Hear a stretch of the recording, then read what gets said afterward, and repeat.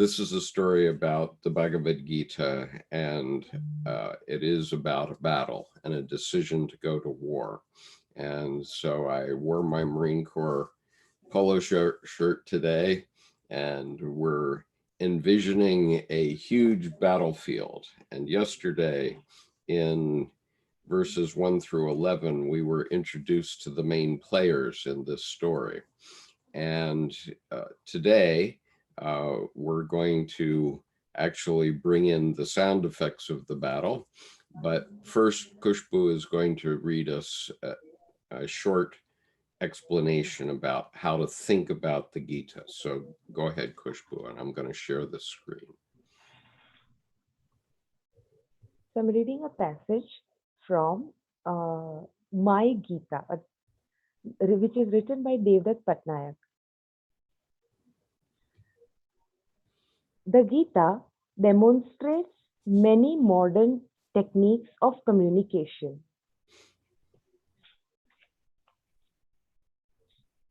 We never actually hear what Krishna told Arjuna. We simply overheard what Sanjaya transmitted faithfully to the blind king, Dhritarashtra, in the confines of the palace, having witnessed all that occurred on the distant battlefield.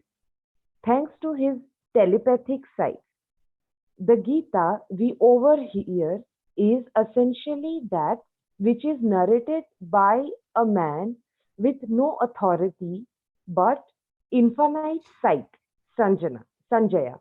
Okay, To so a man, Sanjaya has infinite sight, and Dhritarashtra has no sight, but all power. Go ahead. Because he's the king, and father of Kauravas, who is on the battlefield against Pandavas, and God is Arjun. Arjun is Pandavas with Krishna. So, okay, this peculiar structure of narrative draws attention to the vast gap between what is told and what is heard. Krishna and Sanjaya may speak exactly the same words, but while Krishna knows what he is talking about, Sanjaya does not. Krishna is the source, while Sanjaya is merely a transmitter. Likewise, what Sanjaya hears is difficult from what Arjuna hears, and what Dhritarashtra hears.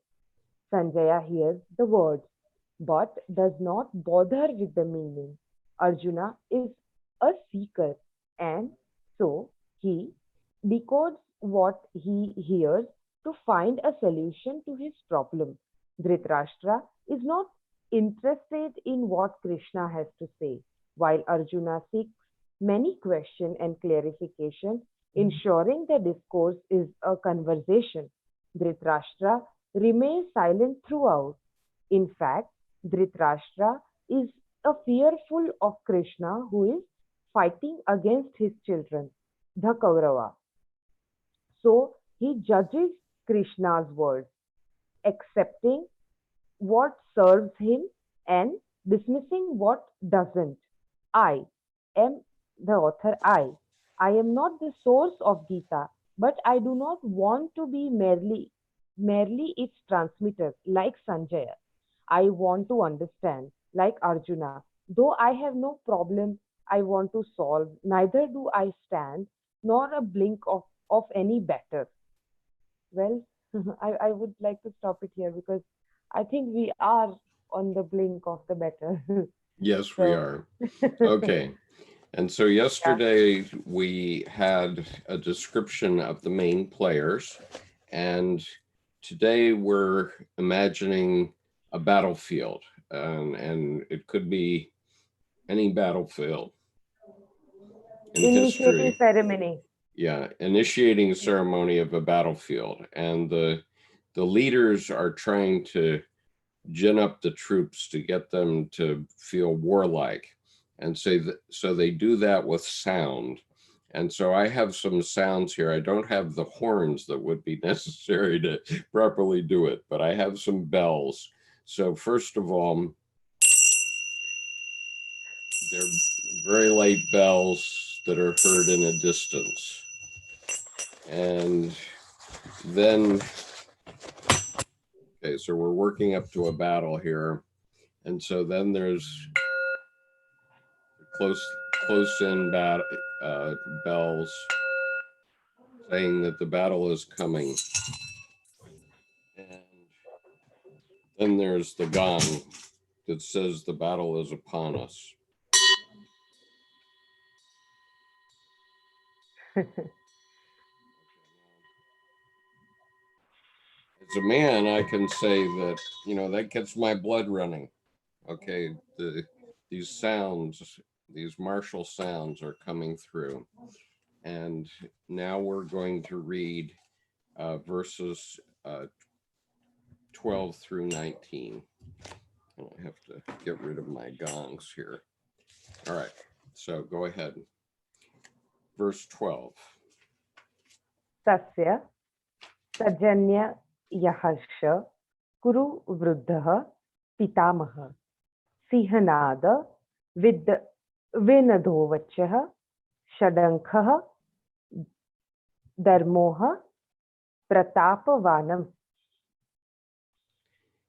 Giving Dharadana great joy, Bhishma, the old Kuru grandfather, crying a high lion's roar, will full force blew his conch horn. Or with full force blew his conch horn. And the other translation, then to enliven his spirits, the brave grandfather Bhishma, eldest of the Kuru clan, blew his conch till it sounded like a lion's roar. Verse 13. Tataha shadascha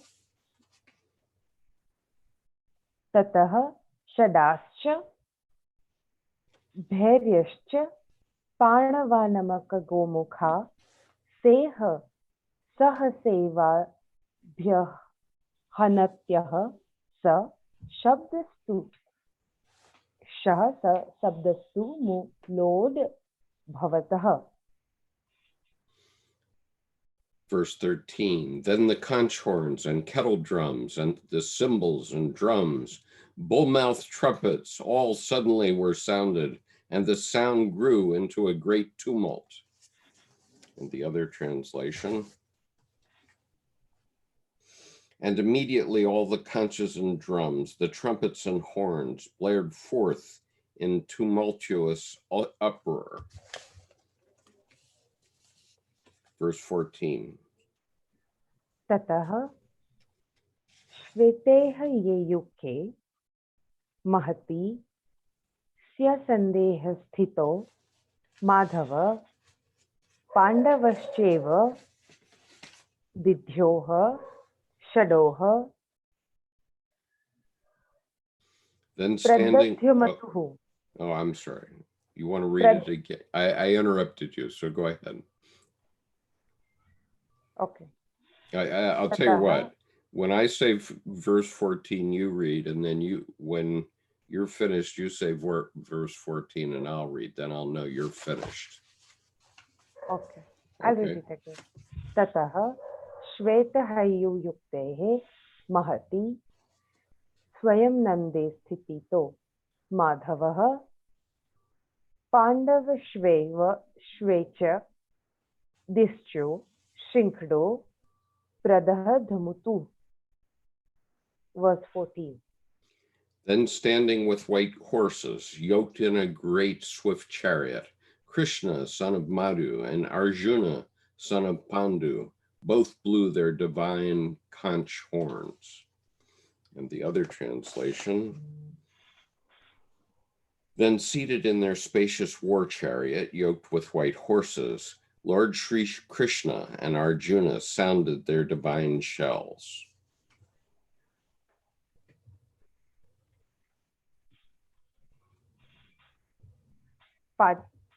Okay. Verse 14. Verse 15 now. Verse 15. Okay. Oh.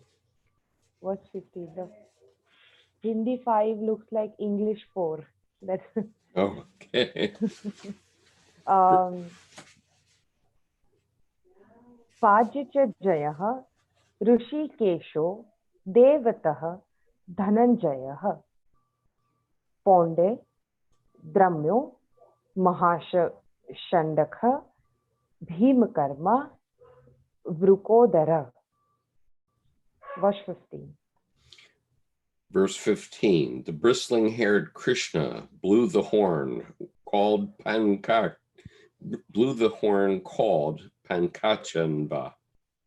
Yeah, Pankachanya. Okay, I'm sorry, let me start that again. Verse 15, the bristling-haired Krishna blew the horn called Pankajanya. Arjuna, winner of wealth, blew the horn Devatata. Awesome in his deeds, blew the horn Poundra. And the other translation, Lord Shri Krishna blew his Panchajanya, and Arjuna his Devatata. Brave Bhima his renown shall Poundra. Verse 16. अनंत विजय राजा कुंती पुत्रो युधिष्ठिरः नकुलः सहदेवश्च सुधोषमणि पुष्को. Verse 16. Kunti's son, King Yudhishthira, blew the horn endless victory, called Ananta Vijaya. Nakula and Sahadeva both blew the two horns, lovely sound, called Sugosha, and the chalice of gems called Manapushka Paka. The other translation, the king Dharmaraja and the son of Kuti blew the Ananta Vijaya, Nakula and Sahadeva and Sugosha and Manapushpaka, respectively. Verse 17. काश्यश्च परमेश्वासः Shikhandi च महारथ दृष्टद्युम्नो विराट्स्य सत्यकिश्चा पराजितः. Verse 17. The one from Kashi, the highest bowman, and Shakidin with the great chariot, Drishta Juna, and Virata and Satyaki, still unconquered. And the other translation, and the Maharaja of Benares, the great archer, Shakadi, the great soldier, Drishta Jumana, Virata, and Satyaki, the invincible. Verse 18. द्रुपदो द्रौपदेयाश्चय सर्वशः पृथ्वीपते सौभद्रश्च महाबाहु शखडानन्दधन्यु पृथकः पृथक. Verse 18. And O King, verse 18, the ruler of the earth, Drapada of swift step, and the sons of Draupadi, all together, and the strong-armed son of Subhadra, they blew conch horns one by one. And the other translation, and O King Drupada, the sons of Draupadi, and Subhadra, the great soldier, blew their conches. Verse 19. सदोषो धार्तराष्ट्रणा हृदयानि व्यदारतयतः नभश्च पृथिवी ये चैत तुमुलो व्यनुनादयनः. Verse 19. The great cry tore the hearts of the sons of Dhritarashtra. The tumult made the sky and the earth resound. The other translation, The tumult rent the hearts of the sons of Dhritarashtra and violently shook heaven and earth with its echo. Okay, so that's as far as we were going to read today. And now I'll go back and read the footnotes.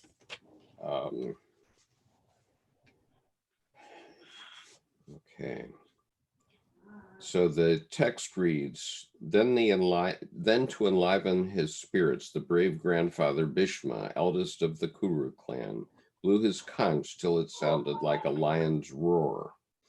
And the footnote reads, the lion's roar is a common expression in Sanskrit for a triumphant and confident declaration. The blowing of the conch is a challenge to fight. Thus the Kauravas are shown to be the aggressors. Symbolically, the conch means a call to the spiritual life. Just as Krishna's flute calls the heart to love of the Lord, so does his conch summon the soul to courage in the struggle of life. Yogananda says that this passage refers to the inner experience of meditation. The Kauravas' conches symbolize vibratory noises caused by restless breathing and bodily sensations that disturb the deep stillness of meditation.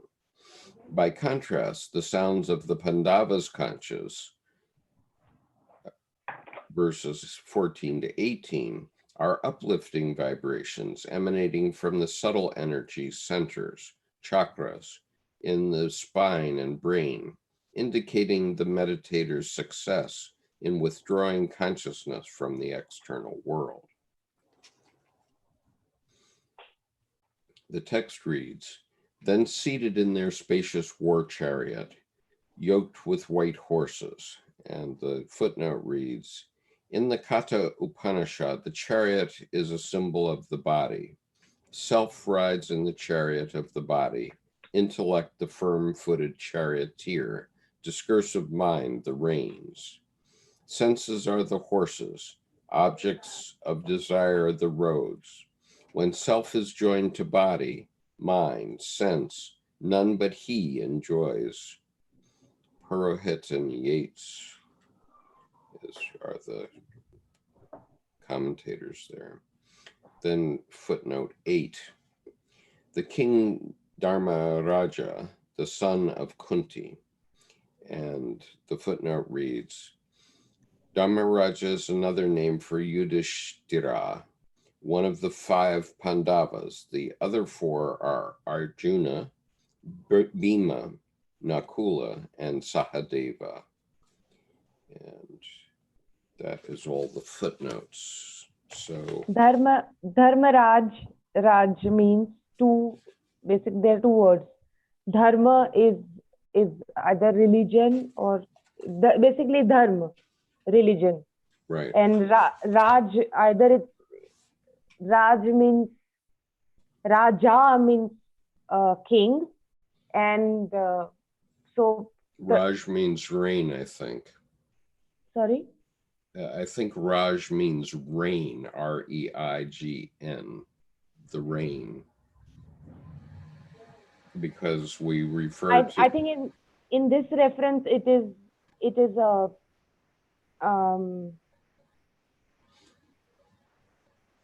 dharma king. That is what it is trying to draw our attention to.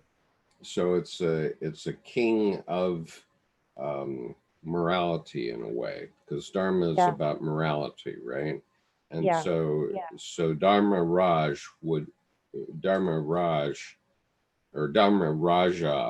would be the king of the moral code, like Moses in the Bible, the 10 Commandments type thing. Yeah. Right?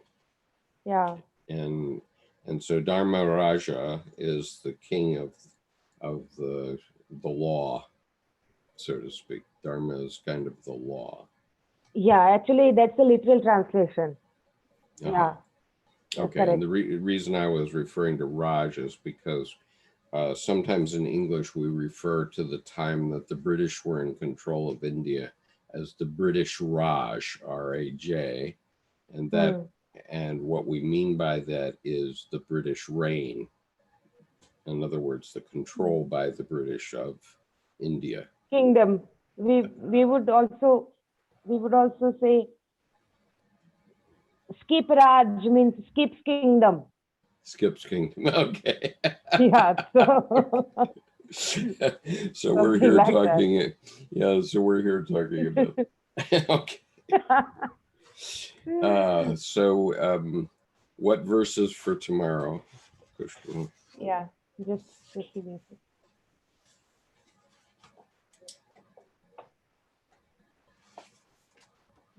So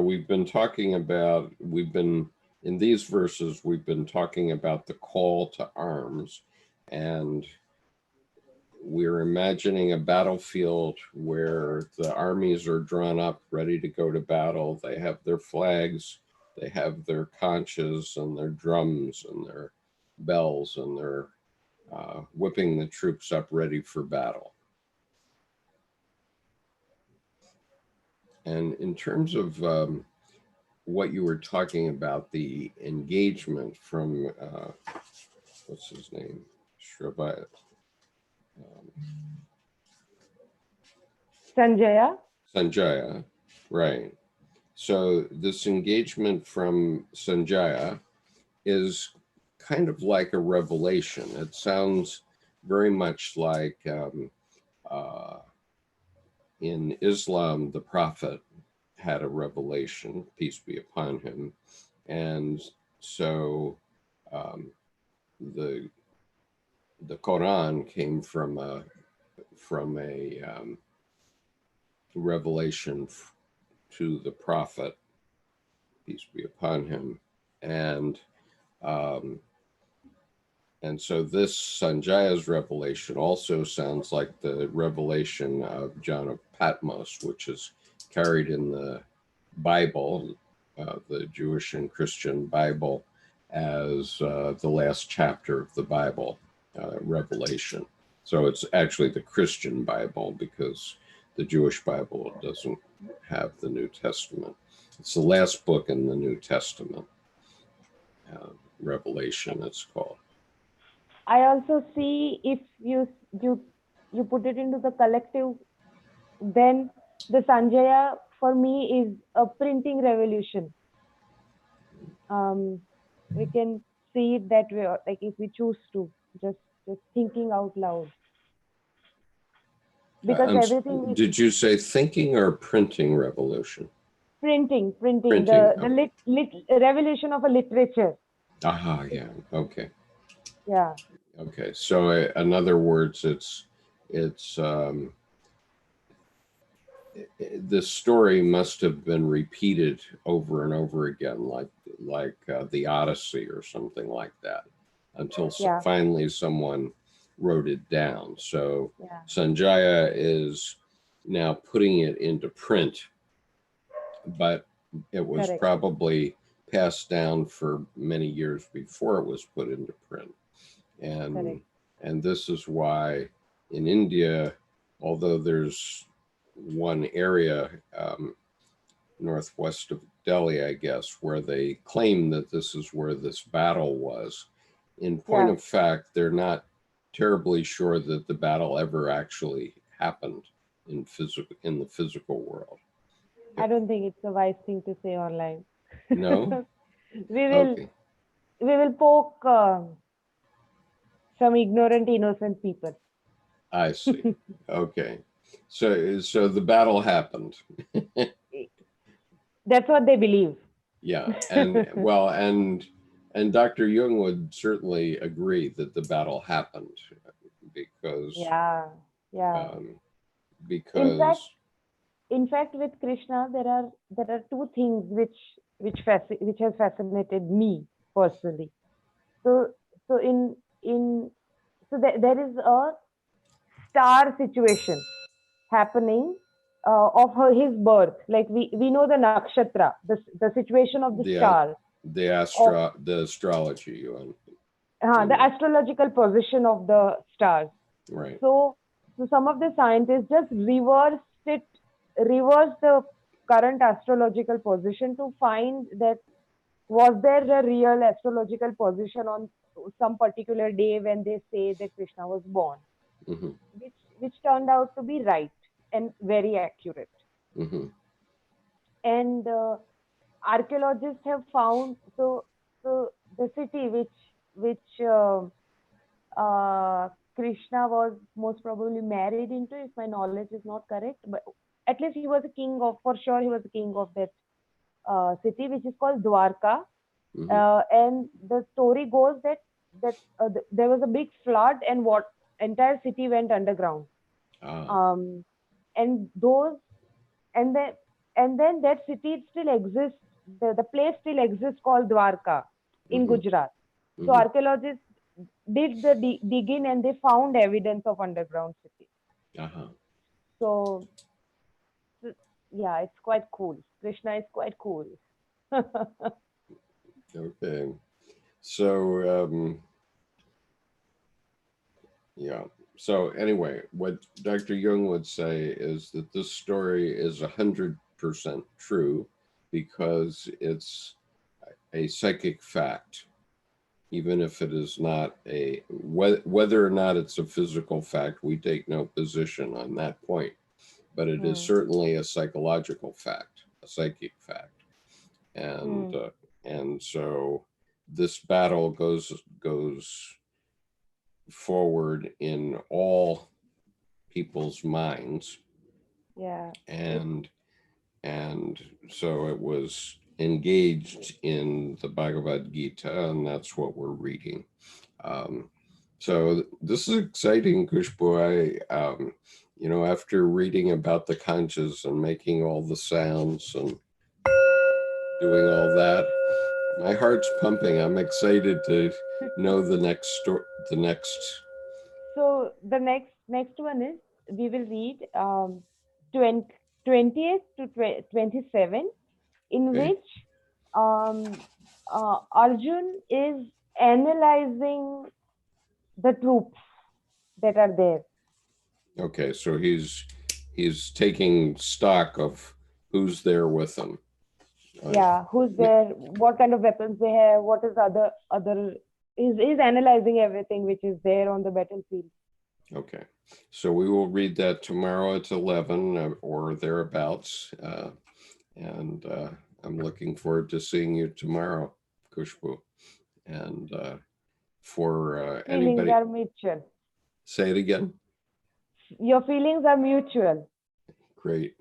And for anybody that's in our global check-in, we're having a global check-in today at 2 p.m. U.S. Eastern Time. Um, it's delayed for an hour due to a doctor's appointment that I have to do. The doctors make me run through the paces, so I have to do an online meeting with my doctor, whether I want to or not, because she needs to eat, right? Basically, that's the reason. It's not because I'm ill today. So at 2 o'clock our time, and unfortunately 11 p.m., 11:30 Khushboo's time. But anyway, peace, Khushboo. See you later. Bye-bye. See you later. Bye bye. Bye.